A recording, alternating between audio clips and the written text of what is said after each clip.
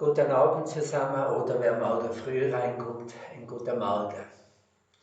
Mit mir habt ihr vielleicht schon gar nicht mehr gerechnet heute Abend, aber ich freue mich, dass wir jetzt so auf die Nacht hin nochmals einen kleinen Besinnungs- und Andachtsteil miteinander haben können. Ob ihr und sie wisset, wo ganz viele heute Abend eigentlich gern sein würdet, was heute Abend in unserer Seelsorgeeinheit angestanden wäre, der Abend der Barmherzigkeit in Mahlstätte. Und wie so vieles in diesen Wochen und auch in diesen Monaten ist auch dieser Barmherzigkeitsabend im Rahmen von unserem Lebensfestival abgesagt worden. Barmherzigkeitsabend. In dem Wort Barmherzigkeit, da steckt mittendrin das Herz. Gott lässt uns in sein Herz blicken. Er zeigt Herz. Und er öffnet sein Herz. Und wir sind eingeladen, dass wir die gleiche Bewegung einschwingen, unser Herz öffnet, und zwar zu ihm hin. Der erste Freitag im Monat, der ist früher der Herz-Jesu-Freitag gewesen, also so auch der heutige Freitag, ein Herz-Jesu-Freitag. Und manche kommt es natürlich, oder was heißt natürlich, manche kommt es auf jeden Fall ein bisschen, wird es ein bisschen altmodisch, vielleicht auch kitschig. Gestern Abend war ein Brautpaar bei mir im Wohnzimmer. Und da ist mir aufgefallen, in wie vielen Liedern, die ausgewählt haben, das Herz drin vorkommen ist. Und auch in wie viel Symbolik diese ausgewählt haben. Wundert euch natürlich nicht, wenn zwei heiraten möchten, dass da das Herz drin vorkommt. Aber niemand würde da sagen kitschig, sondern ganz normal das Herz in der Liebe zwischen zwei Menschen. Und derzeit bei dieser großen Krise, Corona-Pandemie, wie sehr zeigen da Menschen wieder, dass sie ein Herz haben und dass sie ein Herz füreinander haben. Jetzt stehen wir vor der Karwoche, also eine Woche, wo Jesus und in ihm Gott selber der Welt zeigt, wie sehr sein Herz bereit ist, sich hinzugeben für uns Menschen, wie sehr und wie tief er in sein Herz blicken lässt. Letztlich er zeigt in dieser Woche, was wir Menschen ihm kosten dürfen, was wir Menschen ihm wert sind, nämlich alles. Heute Abend habe ich noch einen Spaziergang gemacht, ich musste ein bisschen den Kopf durchlüften. Und das Abendgebet im Freien, immer was Tolles. Und die eine oder andere trifft man auch unterwegs oder sie winken vom Haus raus. Und unter anderem habe ich da den Joscha getroffen, den ich an der Stelle herzlich grüße, und seine Mama.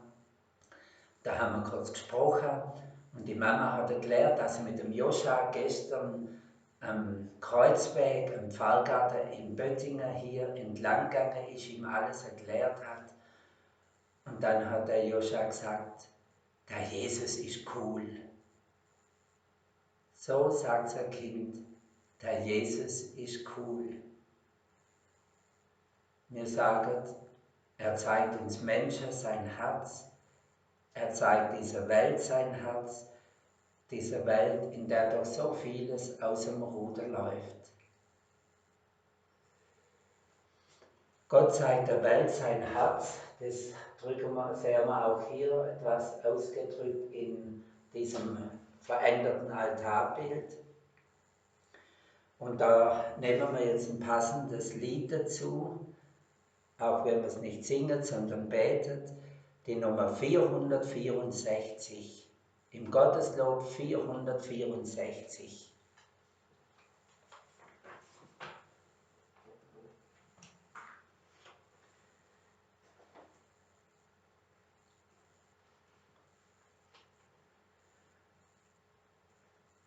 machen so, dass wir die erste Strophe singen und die letzte Strophe und dazwischen beten wir die Strophen. Gott liebt diese Welt und wir sind sein eigen, wohin er uns stellt, sollen wir es zeigen. Gott liebt diese Welt. Gott liebt diese Welt, er rief sie ins Leben. Gott ist der erhält, was er selbst gegeben. Gott gehört die Welt.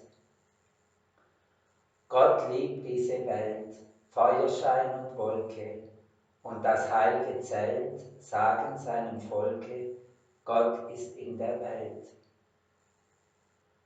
Gott liebt diese Welt, ihre Dunkelheiten hat er selbst erhellt.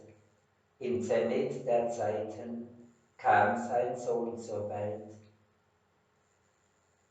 Gott liebt diese Welt, durch des Sohnes Sterben hat er uns bestellt zu des Reiches Erben. Gott erneut die Welt.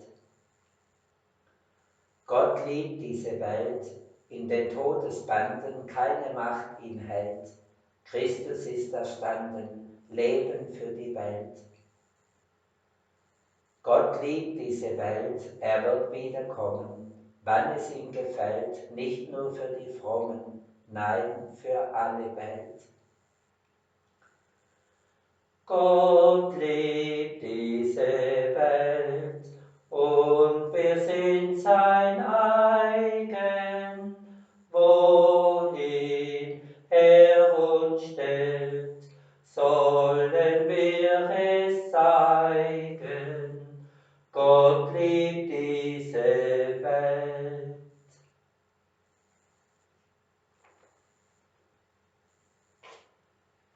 Ein Gebet von dem großen Religionsphilosophen und Priester Romano Guardini, der einst seinen Lehrstuhl in München innehatte. Herr und Gott, du bist der Lebendige, der alles durchwohnt und durchwaltet. Ich will bei dir eintreten und ausharren, auch wenn ich meine, ich sei allein. Lass mich erfahren, dass ich bei dir bin. Die Offenbarung spricht von deinem Angesicht, das über uns leuchtet. Zeige es mir, o Herr, dieses heilige Angesicht, damit ich weiß, zu wem ich rede. Ich glaube, dass du mich liebst. Lass mich deines Herzens inne werden.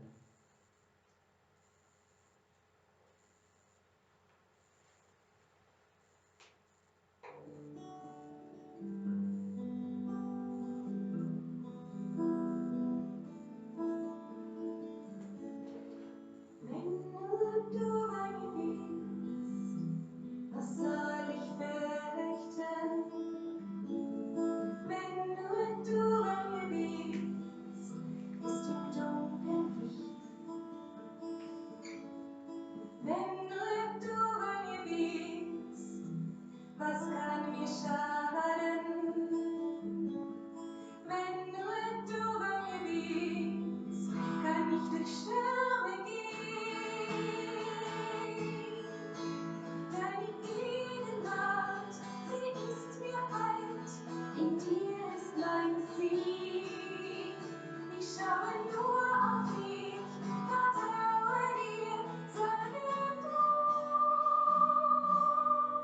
Jesus, du lebst in mir, Jesus und ich in dir. Danke, Jesus.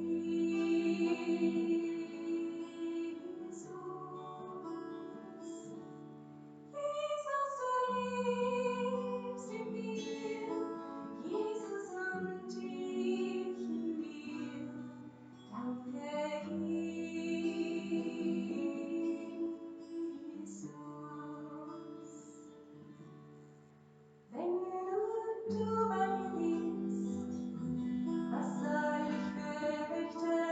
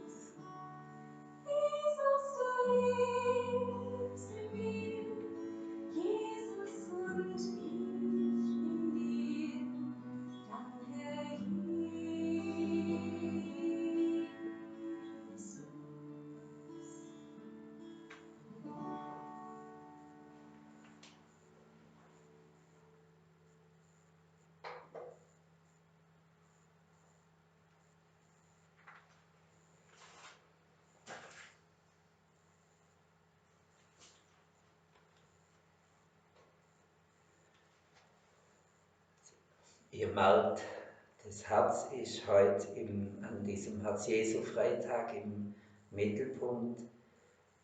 Und einer, der da auch Wichtiges zu sagen hat, ist der Jesuitenpater Alfred Delp, der als Widerstandskämpfer gegen Hitler hingerichtet wurde 1945.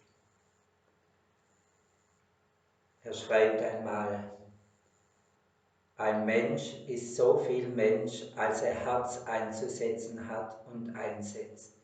Das heißt, als er liebt. Herz steht hier für die Lebensmitte des Menschen, in der seine Fähigkeiten, seine Wünsche, seine Nöte, seine Sehnsüchte sich in eine Entscheidung, einen Impuls, eine Liebe, eine Hingabe sammeln. Und hier in dieser Herzmitte des Daseins soll Zelt und Tempel des Heiligen Geistes sein.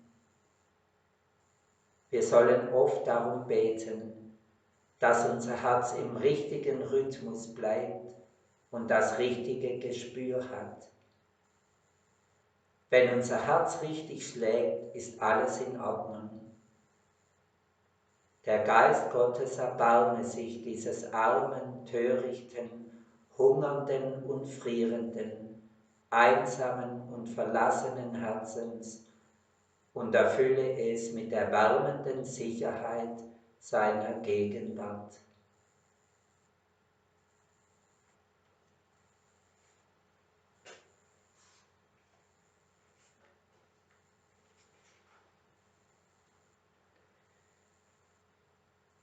Jetzt den gemeinsamen Gebetsteil, den finden wir bei der Nummer 676 im Gotteslob, Nummer 676, Abschnitt 3.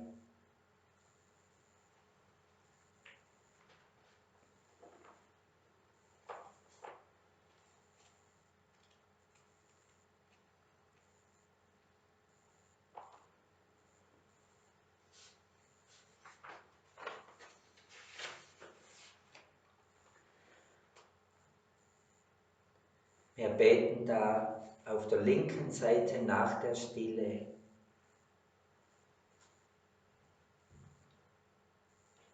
Gott hat ein Herz für die Menschen. Er liebt sein Volk wie Eltern ihre Kinder. Dieser liebende Gott hat sich uns in seinem Sohn offenbart. Dafür danken wir und beten, Herr Jesus, Abbild und Wesen des Vaters, bilde unser Herz nach deinem Herzen. Von Anfang an scheiden sich an Jesus die Geister. Seine Liebe erfährt nicht immer Antwort. Doch der Greise Simeon jubelt im Tempel über Jesus, den Messias. Er ist das Licht der Welt und das Heil aller Völker. Das bekennen auch wir und beten. Herr Jesus, Sohn des lebendigen Gottes, bilde unser Herz nach deinem Herzen. Jesus wendet sich den Armen und Kranken zu. Er tröstet Schwache und Einsame. Er schenkt Heilung und Zuversicht. Das erhoffen auch wir und beten. Herr Jesus, Heiland der Kranken, bilde unser Herz nach deinem Herzen. Eine Frau salbt Jesus mit Nardenöl. Der Herr spricht ihr die Vergebung der Sünden zu, weil sie so viel Liebe gezeigt hat. Er sitzt mit dem Sünder Zachäus zu Tisch und sagt ihm, dass seinem Haus Heil geschenkt ist. Jesus vergibt, wo Menschen Reue zeigen. Das erbitten auch wir und beten. Herr Jesus, Retter und Erlöser, bilde unser Herz nach deinem Herzen. Aus Jesu geöffneter Seite strömen Blut und Wasser. Aus seinem durchbohrten Herzen entspringen die Sakramente der Kirche. Das Herz des Erlösers steht offen für alle, damit sie freudig schöpfen aus den Quellen des Heils. Dafür danken wir und beten, Herr Jesus, Brot des Lebens, bilde unser Herz nach deinem Herzen. Viele Menschen haben erfahren, dass Jesus ihnen nahe ist, dass er unendlich geduldig ist, verhärtete Herzen aufbricht und Frieden schenkt. Darüber staunen wir und beten, Herr Jesus, Freund deiner Freunde, bilde unser Herz nach deinem Herzen. Wer sich dem Herzen Jesu anvertraut, empfängt Kraft, das eigene Kreuz zu tragen, schwierige Situationen zu meistern und Liebe auch dort zu schenken, wo keine Gegenliebe zu erwarten ist. Dankbar für jedes Zeugnis christlicher Hoffnung beten wir, Herr Jesus, gütig und selbstlos von Herzen, bilde unser Herz nach deinem Herzen. Herz Jesu, durchbohrt von der Lanze, erbarme dich unser. Herz Jesu, geduldig und voll Erbarmen, erbarme dich unser. Herz Jesu, du Sühne für unsere Sünden, erbarme dich unser. Herz Jesu, unser Friede und unsere Versöhnung, erbarme dich unser. Herz Jesu, du Retter aller, die auf dich hoffen, erbarme dich unser. Herz Jesu, du Hoffnung aller, die in dir sterben, erbarme dich unser. Herz Jesu, würdig allen Lobes, erbarme dich unser. Herz Jesu, dir vertrauen wir, erbarme dich unser. Gemeinsam beten wir, Gott der Langmut und Liebe, in der Hingabe deines Sohnes am Kreuz umarmst du die ganze Menschheit.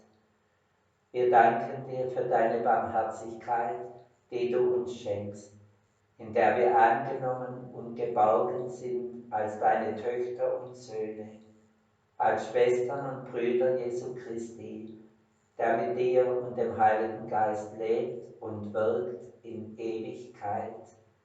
Amen. Dann beten wir verbunden mit vielen Menschen weltweit des Vaterunser. Vater unser im Himmel, geheiligt werde dein Name, dein Reich komme, dein Wille geschehe, wie im Himmel so auf Erden. Unser tägliches Brot gib uns heute und vergib uns unsere Schuld, wie auch wir vergeben unseren Schuldigern. Und führe uns nicht in Versuchung, sondern erlöse uns von dem Bösen. Denn dein ist das Reich und die Kraft und die Herrlichkeit in Ewigkeit. Amen.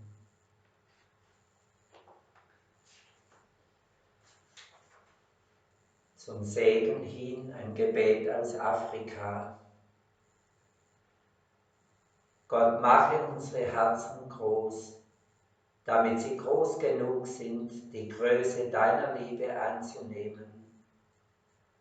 Und mache unsere Herzen weit, dass sie all diejenigen im Blick haben, die mit uns zusammen an Jesus Christus auf Erden glauben.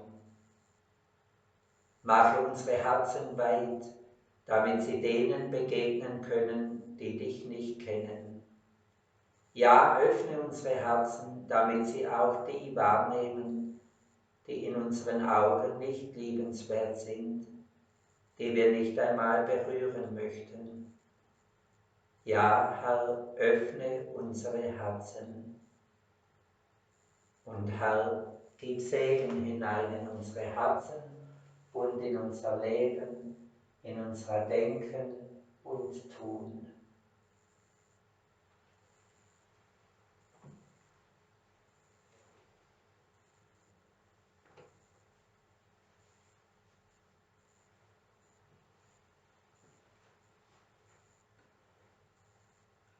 Gott der Herr segne euch und behüte euch.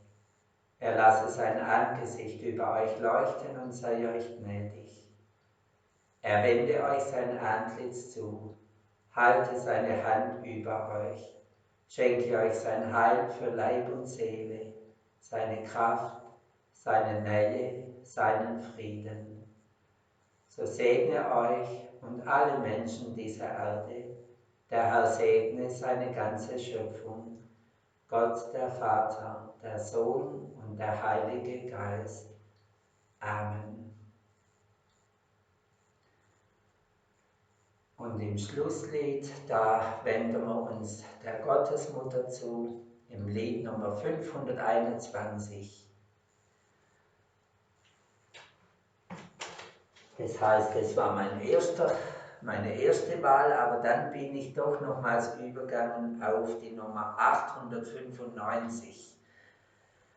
895, Strophe 1 und 4 und 896, 1. 895 zunächst.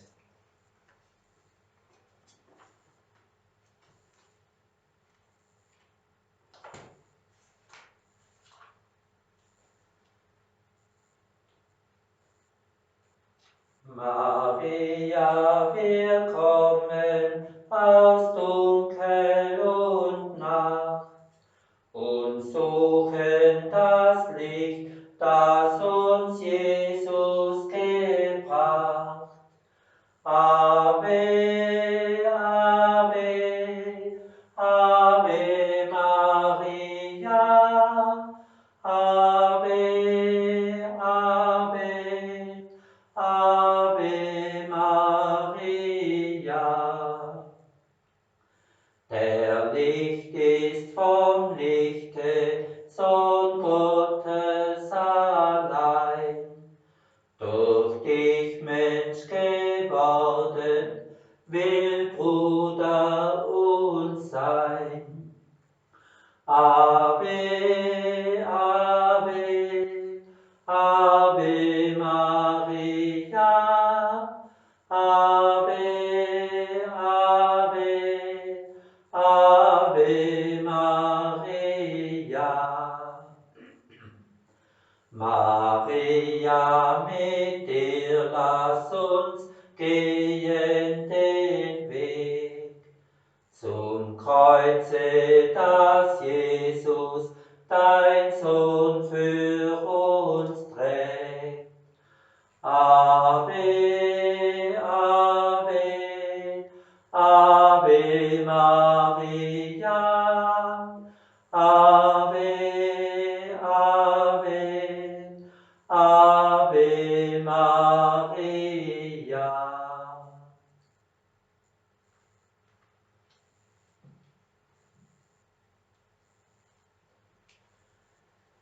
Und jetzt wünsche ich wieder alle eine gute, erholsame und angstfreie Nacht und dass wir gut in die heilige Woche mit Palmsonntag hineinkommen. Ich habe vorhin den Joscha erwähnt, der den Kreuzweg beim Pfarrgarten oder an der Mauer angeschaut hat mit seiner Mama, und er hat in der Kirche auch noch ein paar Malbilder rausgeholt, die mir dort aufblättern. Auch zu Palmsonntag liegt da was und dann in den nächsten Tagen entsprechend zu Gründonnerstag, Karfreitag und Ostern. Also Mütter oder Väter, die jetzt zuhören, oder Kinder selber, einfach dann denken, da kann man ein paar Malbilder rausholen und so auch übers Malen und über die Bilder so in die heilige Woche reinkommen und den Weg Jesu in der Leidenswoche mitgehen. Man hat auch die Möglichkeit, Palmsträuße jeweils in unseren Kirchen abzulegen. Die werden dann im Lauf des Palmsonntagvormittags gesegnet und können ab Nachmittag dann mitgenommen werden. Oder wer zu Hause bleiben muss oder bleiben möchte, kann man selber ja auch im Vaterunser beten. Man findet entsprechende Nummern zu Palmsonntag im Gotteslob. Und man kann auch vielleicht auch das Gotteslob jetzt nochmal ganz neu entdecken mit dem, was da alles drin ist. Und man kann dann Weihwasser nehmen und den eigenen Palmzweig damit besprengen und so auch eine eigene kleine Feier zu Hause machen. Am Palmsonntag werde ich, so ist meine Absicht, eine Eucharistie feiern und dann auch auf YouTube hochladen. Und morgen Abend, da werde ich das eine oder andere von Palmsonntag auch aufgreifen. Irgendwas wird mir da noch einfallen. Die Richtung ist uns ja vorgegeben und ist uns gezeigt. Jetzt aber gute Nacht, schlafe gut. Tschüss.